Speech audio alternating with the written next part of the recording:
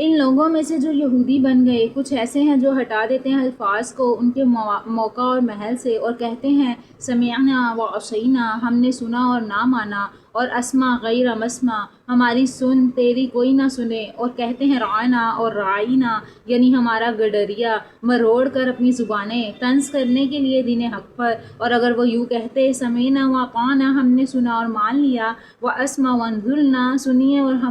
ہماری طرف نظر کیجئے، تو یہ ہوتا بہتر ان کے حق میں اور زیادہ درست بھی، لیکن دور کر دیا اپنی رحمت سے ان کو اللہ نے ان کے کفر کی وجہ سے، سو وہ نہیں ایمان لاتے مگر بہت کم۔ اے لوگو جنہیں دی گئی ہے کتاب، ایمان لاؤ اس کتاب پر جو نازل کی ہے ہم نے، جو تصدیق کرنے والی ہے اس کتاب کی جو تمہارے پاس ہے، قبل اس کے کہ ہم مسخ کر دیں چہروں کو اور پھیر دیں ان کو ان کی پیٹھ کے طرف، یہ لعنت کریں ہم ان پر جیسے لعنت کی تھی ہم نے اصحاب سبت پر۔ اور یاد رکھو ہے اللہ کا حکم نافذ ہو کر رہنے والا، بے شک اللہ نہیں معاف کرتا یہ گناہ کہ شرک کیا جائے اس کے ساتھ، اور معاف کر دیتا ہے شرک کے علاوہ باقی گناہ جس کے لیے چاہے۔ اور جس نے شرک ٹھہرایا اللہ کا کسی کو، اس نے بہتان باندھا اللہ پر اور ارتکاب کیا بہت بڑے گناہ کا۔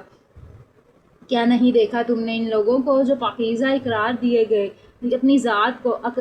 جو پاکیزہ اقرار دیتے ہیں اپنی ذات کو، حالانکہ اللہ ہی ہے جو پاک کرتا ہے جسے چاہتا ہے، اور جنہیں اللہ پاک نہیں کرتا انہیں ظلم کیا جائے گا ان پر بھی ذرا برابر۔